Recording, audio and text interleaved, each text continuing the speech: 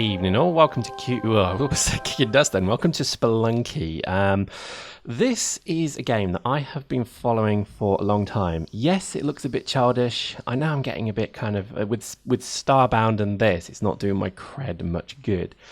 But this game should be just ground up and burnt and put into a needle and injected into your veins, because it is addictive, and I mean really addictive. It is a platformer, and it's a platformer from hell, because it's procedurally generated and it's a roguelike. Now, if you don't know what a roguelike is, let me just explain. A roguelike is the old game Rogue was all completely computer generated, so every time you played it was a different game. It was also very hard, and yeah, it was pretty difficult. So it really kind of worked, and I think it was one of these games that really did test you. And I played Spelunky. They've actually just released this on Steam, and it's actually on offer at the moment, so go buy it if you're interested.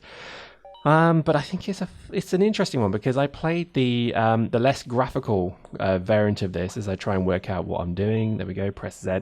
I played this a long time ago when it was free, and it was actually very good. It's infuriating as balls, and again, it just continues the theme that we have here at SquadB, that games should be difficult things that can completely crush your hopes, dreams, soul, and mind. And I think Spelunky is absolutely there, because this has got to be, by without doubt, one of the hardest games I have ever played. Now, I'm not great at platformers. In fact, I remember playing Mario on the Game Boy. That was my first instance of Mario, was the Game Boy. And it was crap, and I didn't like it. Then I played it on, a mate gave me a Super Nintendo and an old NES system, and I played all of the Mario games, 1, 2, 3, 4, 5, 6, 7, 8, 9, 10, 11, 12, 13, and 14, and then 15 and 16, obviously. I don't know what I'm talking about, but I just played them all in one go. And I kind of like them, but Mario is bloody hard. So, this is from that, I guess, genre. And it's actually quite good. And the reason I guess I'm showing you is because I think, again, I do have this this theory, and let me walk you through my theory, that gaming is there to relax you, and it's a hobby. It should be a bit of fun. And I think when you play things like Dust and Battlefield and Call of Duty and competitive multiplayer games, let's say, you need something to balance it out, which is just your own skill playing against yourself. So this is why I think Minecraft and things do so well, and Space Engineers, etc., because they are games designed that, I guess, just give you the ability to play against yourself. Your only thing you're trying to beat is you, and that's obviously quite a reassuring thing at times. But I think Spelunky is one of these games that I would just heartily recommend. It's only £4, and again, coming back to our, how much money you pay versus how entertained you are, this game will entertain you massively. So I think definitely give it a go. Oh god, so there we go. Now the way the game works is once you die, you got to start again, and it is infuriating, because obviously, and again, don't let that put you off, because you can actually just do continue. You don't have to do what I've done, but I'm just doing a speed run here. Look at me go, bro. And then this is the beauty of the game. But you don't have to play it that way. You can just run through it. There's no rules. You can do what you like. You can loot what you like. You can enjoy the game at your own pace, and that's again one of its nice things. There is also a phenomenal amount of detail. So at the moment, you're probably sat there watching this thinking it's just a platformer. Well, you would be right, good sir. But what you're not maybe getting is that it is actually much more than that. It is deep. There are hundreds and hundreds of levels, different biomes. There's different weapons. There's different things you can do. There's shops. So like Rogue or like NetHack, if those games are familiar to you, you have shops where you can go and buy stuff. It is ridiculously deep. And I think it's one of these games that you'll think to yourself, you know what, I'll play this for like, a couple of minutes. Just have a quick blast on it. And then a week has passed and you're thinking, hang on, where the hell did that go? It is literally that good. And I think, I'm only going to bring you the finest stuff on this channel. I like to think of ourselves as Marks and Spencer's own. Oh crap, that's say you got bombs. You can actually now, you can manipulate the levels as well, which is actually quite nice. So it's a little bit like Repton. Anybody remember Repton? Do you remember Repton?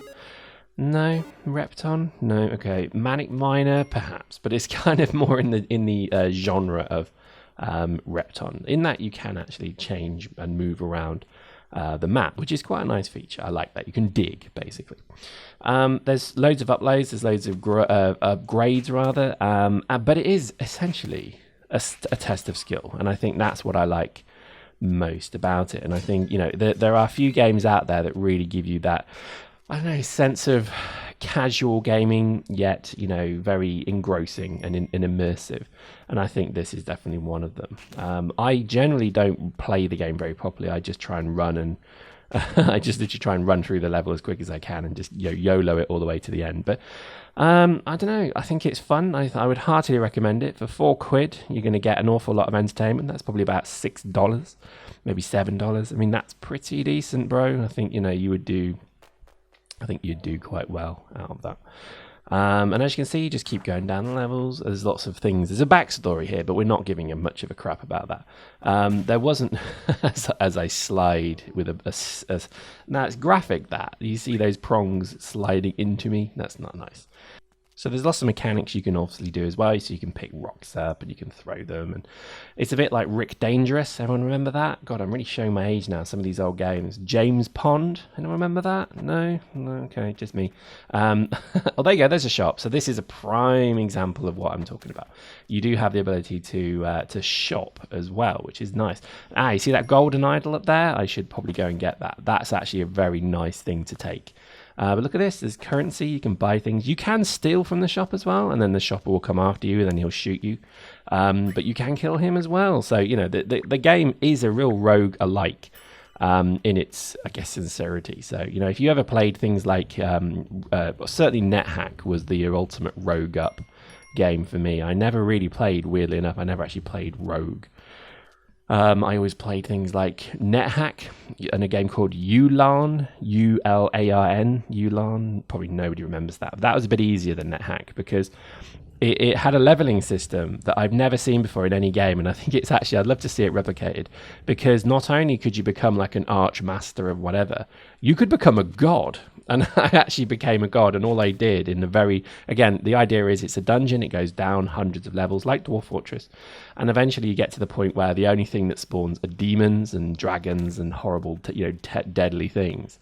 And I just leveled up so much, I became a god. And I was unkillable, and I was just able to fight thousands of demons. It was bizarre. Seriously, it was really weird. Anyway, hope you enjoyed that. We'll see you next time.